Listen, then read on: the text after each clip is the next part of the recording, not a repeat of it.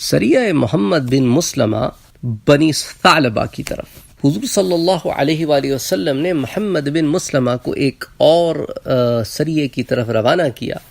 اب یہ واضح رہے، پہلے بھی بتا چکا ہوں کہ حضور کے حکم پر صحابہ جب نکلتے تھے تو وہ سریہ ہے، اور حضور جب خود جاتے تھے تو وہ غزوہ ہے.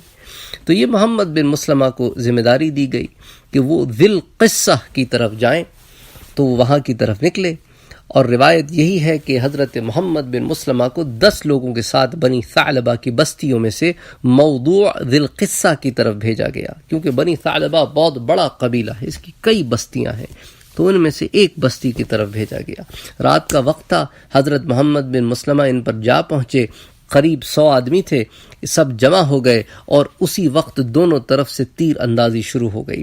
بالآخر جو کفار تھے انہوں نے ایک دم سے حملہ کیا، سب نے مل کر اور نیزوں پر اٹھا کر ان کو شہید کر دیا. حضرت محمد بن مسلمہ جو ہے وہ شدید زخمی ہو کر زمین پر گر پڑے اور ان کے ٹخنوں پر زخم آیا. ایک مسلمان مرد حضرت محمد بن مسلمہ کے پاس پہنچا، اس نے ان کو اٹھایا اور اپنے کاندھوں پر بٹھا کر مدینہ لے آیا. اس کے بعد حضور نے حضرت ابو عبیدہ ابن الجراح کو ربیع الاخر میں 40 مردوں کے ساتھ بھیجا.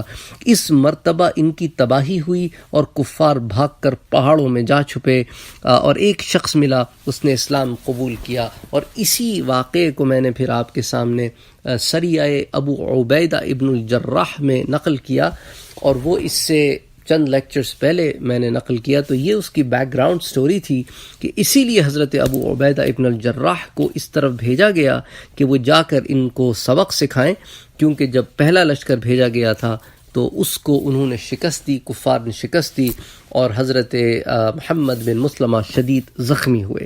لیکن اس دفعہ جب حضرت ابو عبیدہ ابن الجراح یہ لشکر لے کر گئے تو وہ وہاں سے بھاگ کھڑے ہوئے اور پہاڑوں میں جا چھپے.